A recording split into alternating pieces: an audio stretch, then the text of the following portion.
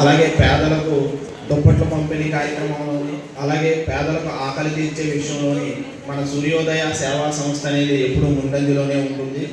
ముఖ్యంగా మొన్న ప్రతి ఒక్కరూ సంక్రాంతి సంబరాలు అనేవి మనం ఇంటి దగ్గరే జరుపుకుంటాం.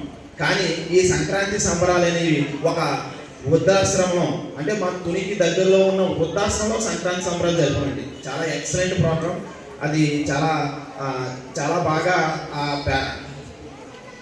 చాలా బాగా వాళ్ళ యొక్క వృద్ధులలో ఆనందం నింపారు. అలాగే వికలాంగుల పాఠశాలలో మనకి మొన్న స్వతంత్ర దినోత్సవ వేడుకలు జరుపుకోండి. వికలాంగుల పాఠశాలలో వాళ్ళకి గిఫ్ట్లు అవి ఇచ్చి స్వతంత్ర దినోత్సవ వేడుకలు జరుపుకోండి. ఇలా సమాజంలో ప్రజలకు ఉపయోగపడుతూ మన సూర్యోదయ సంస్థ యొక్క విధి విధానాలు ముందుకు తీసుకువెళ్తూ ఎన్నో సేవా కార్యక్రమాలు అతి తక్కువ టైంలో చేసినందుకు మన మదర్ సర్వీస్ సొసైటీ వారు గుర్తించి మమ్మల్ని ఆహ్వానించినందుకు వారి యొక్క వర్గాన్ని నడిపిస్తున్న ప్రతి ఒక్కరికి పేరు పేరున ధన్యవాదాలు తెలుపుకుంటూ సెలవు తీసుకుంటున్నాను సార్.